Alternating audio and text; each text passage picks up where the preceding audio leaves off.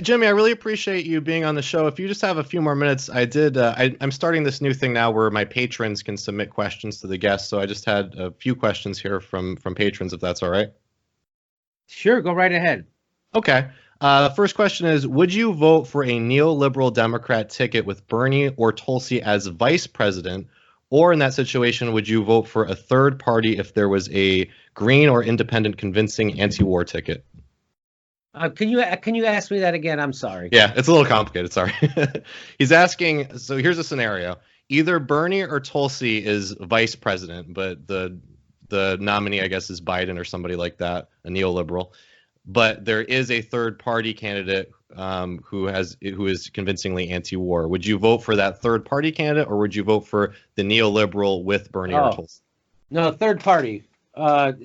Tulsi if Tulsi's the vice president to Bernie, that might be good.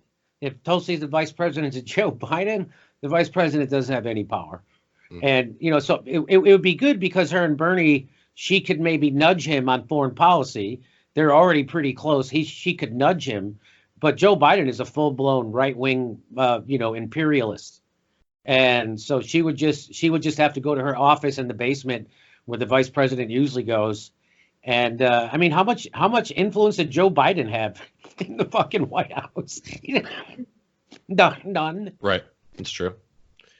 Just somebody else had asked about the Jesse Ventura. He said, what do you think about the dynamics of the Jesse Ventura and Howie Hawkins in the Green Party? But I think we've already covered that. I think we just covered that, yeah. So the only last question I had here is, in your own circle of friends and family, have you also interacted with someone from a more mainstream political leaning, like reading the New York Times? Were you able to provide them enough information to reconsider their position, or did they simply dismiss them as right-wing talking points? I tried it with Aaron Mate to counter the Russia smear with Tulsi, and my friend said he was naive. She said Aaron Mate. So I guess just tell your friend that he's an award-winning journalist about Russiagate.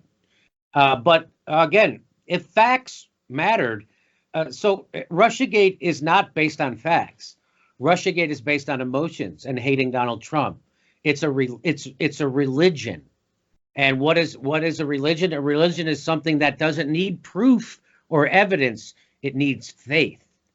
And so when you provide proof to someone that is believing in a religion, that doesn't work, right? Hey, there is an invisible man in the sky. That doesn't matter to religious people. So trying to convince somebody about that Russiagate is a hoax, it doesn't work because the propaganda doesn't use facts; they use emotion. And that's from the beginning, from the Creel Commission. I mean, they figured that out. Hitler figured that out, and now modern day propagandists and PR people, they know that. They know that people vote on emotion; they don't vote on facts. And so the people who believe in Russiagate believe in it as a religion. They believe it on faith. There's no facts, which means they haven't been reasoned in. There's an old saying, you can't reason someone out of something that they haven't been reasoned into. And so that Russiagate is not a reasonable response to Donald Trump being president. It is an irrational response, and it's just an emotional hatred. And so, derangement syndromes are real, and the Trump derangement syndrome is real.